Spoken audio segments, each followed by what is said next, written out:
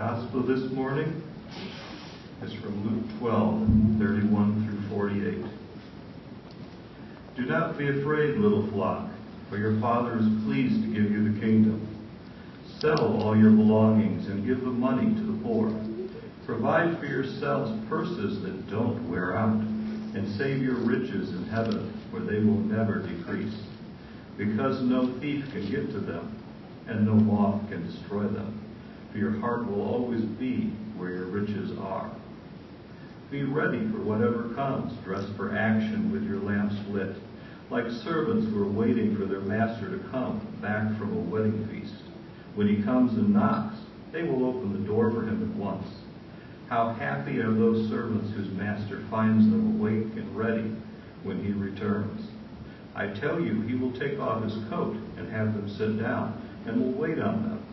How happy they are if he finds them ready, even if he should come at midnight or even later.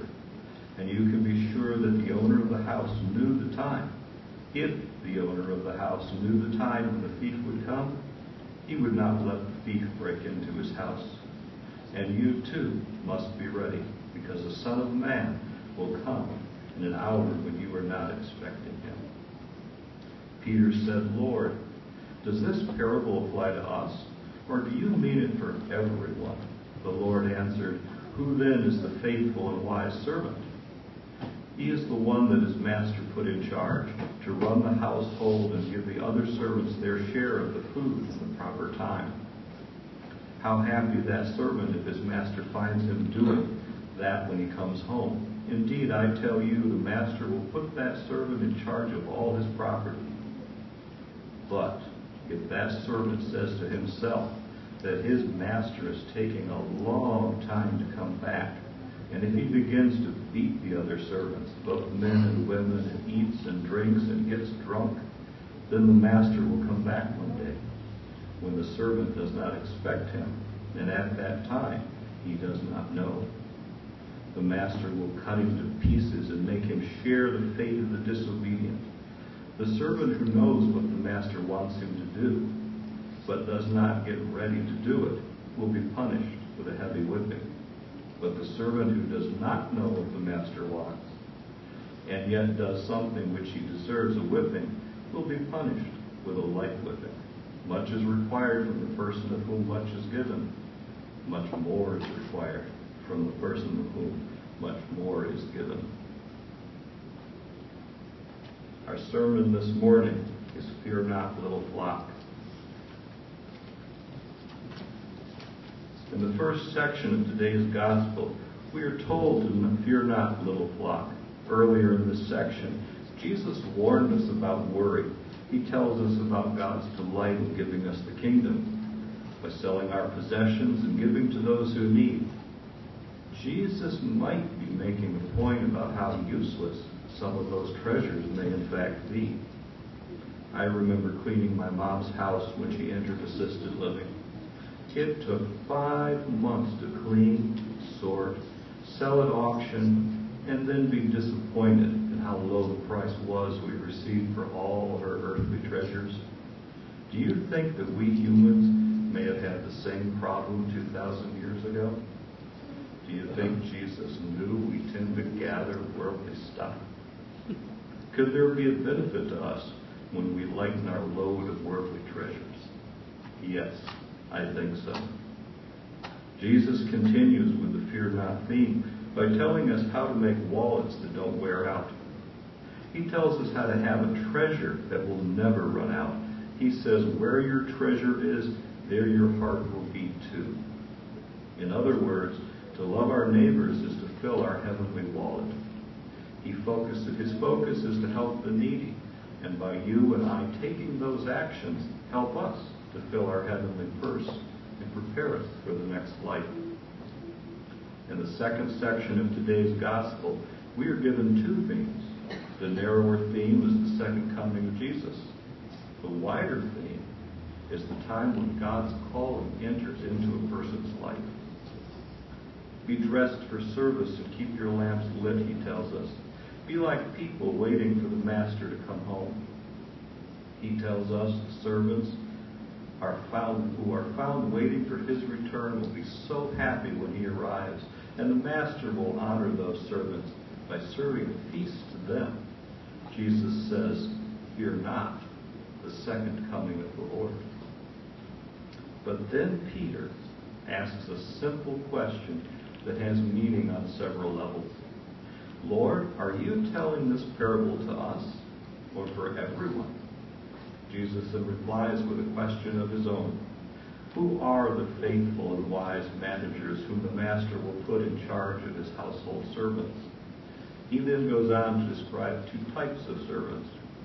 The first are happy because the master finds them fulfilling their responsibilities when he comes. The master, in turn, being happy with what he found, will put them in charge of all his possessions. Again, fear not, for this is how to prepare for his return. Which leads to the question, how then would we like God to find us? First, I think God would like to find us with our work complete. The work of our souls, which is to love God, and the work of our lives, which is to love our neighbors. But this is difficult because life today has so many loose ends with things we've done and things we have done. Some things put off and others not even attempted. It was Jesus himself who said, "I have finished the work which thou gavest me to do." Second, I think he would like to find us at peace with our fellow man. By this I mean we should not be harboring any grudges against one another. If we can forgive our neighbor, then the only thing to worry and pray about is, will our neighbor be able to forgive us? Third, I think he would like to find us at peace with himself. On that final day, when we breathe our last breath, will we be going into the arms of a stranger or an enemy? Or will we enter the arms of a trusted friend and confidant? Fear not to sleep in the arms of God. Jesus then described the second type of servant. But suppose these servants should say to themselves, "My master is taking his time about coming." And suppose they begin to beat other servants and eat and drink and get drunk. Jesus then describes what will happen to the bad servants. The ones who know they are doing wrong are punished severely. And the ones who don't know the master's will, they are punished, but only a little, because they receive only what they deserve. Fear not, we get only what we deserve.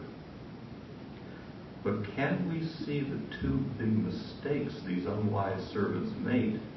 First, they said, "I will do what I like while my master is away." Second, "I have plenty of time to put things right before my master comes." This second error has something hidden inside of it. A lie. A lie that tells us we have time to fix things when in fact we cannot know the day the master will return. And the fear not in these two types of servants? God put these leaders and teachers in charge. God will examine their actions and their souls. God will make everything right because God has opened the kingdom of heaven to us. Finally, to Peter's question, yes and yes, the parable is both a warning and an encouragement to the disciples and to all of Israel and to all the Gentiles throughout the world. And fear not, because this promise from God to include us in his kingdom is still entirely true today. Amen.